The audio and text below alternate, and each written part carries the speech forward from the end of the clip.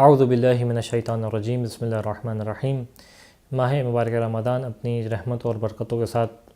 موجود ہے۔ انسان کو چاہیے کہ بہترین انداز سے ان ایک ایک لمحات کے اندر استفادہ کرے، اپنے آپ کہ وہ کام انسان کے جو پورے سال نہیں ہو سکتے اس ماہ کے اندر ممکن ہوتے ہیں، تو انسان کوشش کرے اپنے آپ کو نجات عطا کرنے کی اس ماہ کے ذریعے سے۔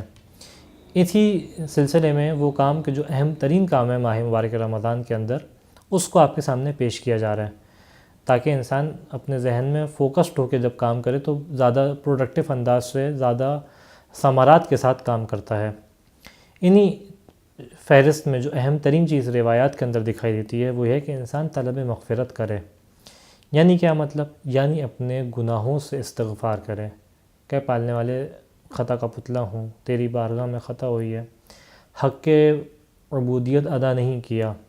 بندگی کا جو حق تھا اس کو ادا نہیں کر سکا۔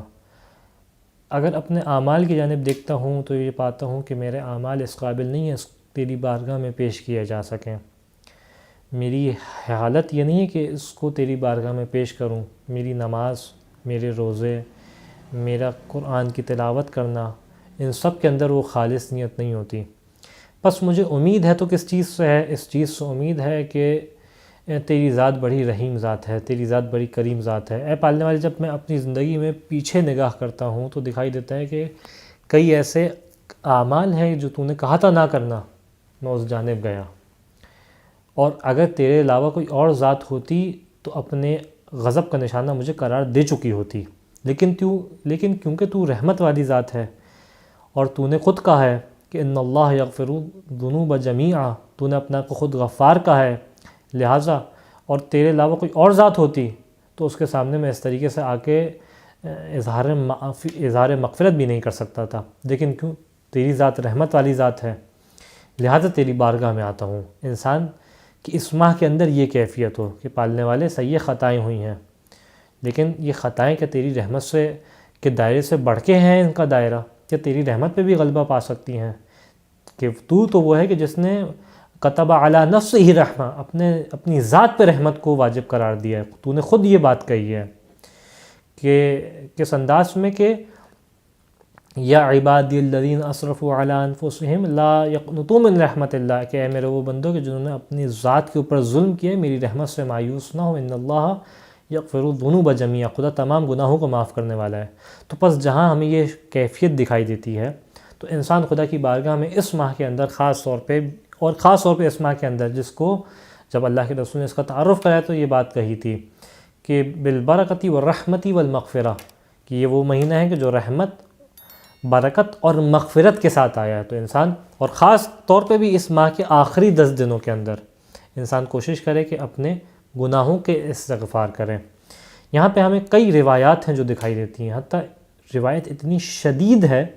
کہ اللہ کے رسول بیان کرتا ہے فَإِنَّ الشَّقِيَّ من حرم من غفران اللہ۔ دیکھیں اللہ کے رسول کریم ہے، رحمت للعالمین ہے۔ جب آپ کی زبان سے سخت الفاظ ادا ہوں، اس کا مطلب معاملہ بہت سنگین ہے، معاملہ بہت ایسا ہے کہ انسان بچ کے چلے۔ فَإِنَّ الشَّقِيَّ، شقی ہے وہ شخص، شقاوت رکھتا ہے، من حرم من غفران اللہ، کہ جو اللہ کی معافی سے اس ماہ میں محروم رہ گیا، یعنی اس ماہ کے اندر خاص طور پہ انسان اپنے آپ کو مغفرت الہی میں داخل کرے۔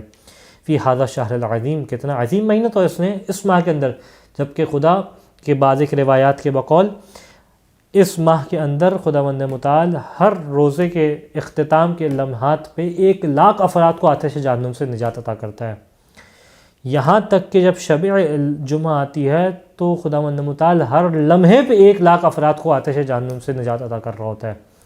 جب اتنی زیادہ انداز سے لوگ جو ہے وہ آتش جہنم سے نجات یافتہ ہو رہے تھے، اس لمحے پہ بھی تم نے اپنے آپ کو آتش جہنم سے نہیں بچایا، اس لمحے میں بھی تم جو ہے وہ اس انداز سے رہے۔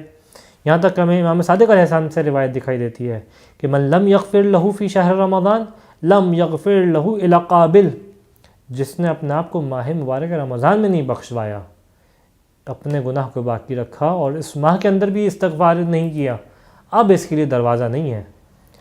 آنے والے سال تک تمہیں مغفرت نہیں ملے گی، الا ان یشہد عرفہ۔ ہاں، خدا رحم ہے، رحیم ہے خدا، سوائے کہ عرفہ کو درک کر لے تو خدا روزہ عرفہ بھی اس کو معاف کر دے گا۔ لیکن کیا ہے اہمیت ہے اس ماہ کے اندر انسان اپنے آپ کو مغفرت الہی سے حاصل کرے۔ یہاں تک امام باقر علیہ السلام سے روایت ہے، بیان کرتے ہیں کہ ان للہ تعالی ملائکۃ موکلین بالصائمین، اس ماہ کے اندر خدا مند متعال روزے داروں کے گرد ملائکہ ہیں جو روزے داروں کے گرد آتے ہیں خدا کے، اور کیا کہتے ہیں یستغفرون لہم فی کل یوم، اور ہر لمحے پورے دن جو ہے وہ اس شخص کے لیے، روزہ رکھنے والے کے لیے استغفار کر رہے ہوتے ہیں۔ یعنی خاص طور پہ یہ رغبت دلائی جا رہی کہ انسان استغفار کرے۔ بہت سارے وہ مواقع ہیں کہ جو اس کے لیے استغفار کا سبب بنتے ہیں، یہاں تک کہ ایک روایت کے اندر اس انداز سے دکھائی دیتا ہے فانظروا کیف تکون فیما تستأنفون، جب یہ مہینہ گزر جاتا ہے تو انسان نجات یافتہ ہوتا ہے، تو امام کہتے ہیں کہ اب دیکھو تمہیں نئے سرے سے عمل کس طریقے سے انجام دینا ہے، یعنی تمہارا جو نامہ اعمال تھا وہ صاف ستھرا ہو چکا ہے، اب تم ابتدا سے اس کے اندر نیکیاں لکھنا شروع کرو، نیکیاں باقی رہیں گی، گناہ مٹ چکے ہیں تمہارے۔ یا اسی طریقے سے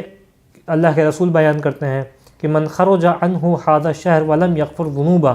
جو اس ماہ سے نکل جائے اور اس ماہ کے بعد بھی اس کے گناہ معاف نہ ہوں، کتنا عظیم مقام ہے، فحینئذ یخسر، جس نے بڑا نقصان اٹھایا، گھاٹے کا سودا کیا، حین یفور محسنون، کہ جب جو ہے وہ احسان نیکی کرنے والوں کو ان کی جزا دی جا رہی ہوگی، بجوائز الرب الکریم، کہ جب ان کو عطا الہی ہوگی اس دن یہ بات محسوس کرے گا یہ شخص کہ جس نے اپنے آپ کو ماہ مبارک رمضان کے اندر استغفار کے مقام پہ نہیں پہنچایا ہوگا، کہ بڑا نقصان ہو گیا میرا، کیونکہ رمضان کے اندر استغفار حاصل نہیں کی۔ حتیٰ ہمیں پاس روایات دکھائی دیتی ہیں کہ اللہ کے رسول اس ماہ کے اندر اذا دخل شہر رمضان اطلق کل اسیر واعطى کل سائل، اللہ کے رسول اس ماہ کے اندر تمام اسیروں کو آزاد کر دیتے تھے، کس خاطر کہ رمضان کا مہینہ آ گیا ہے، جتنے مانگنے والے ان سب کو عطا کرتے تھے۔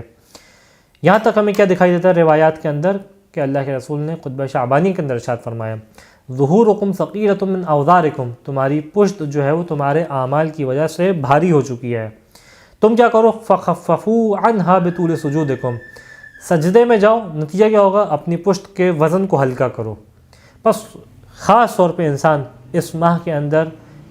اعمال میں کس عمل کو زیادہ فوکس کرے کہ پالنے والے جو خطائیں مجھ سے ہوئی ہیں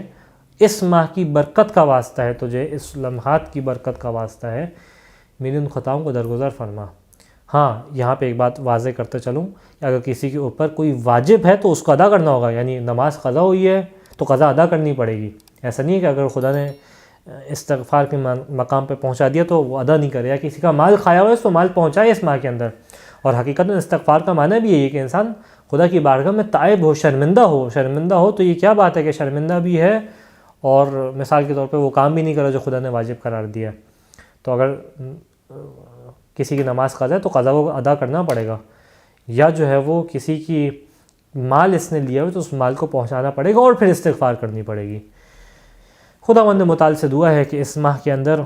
ہمیں بہترین انداز سے عمل کرنے کی توفیق عطا فرما، ہمارے گناہوں کو اس ماہ کے صدقے میں معاف فرما، وآخر دعوانا ان الحمد للہ رب العالمین۔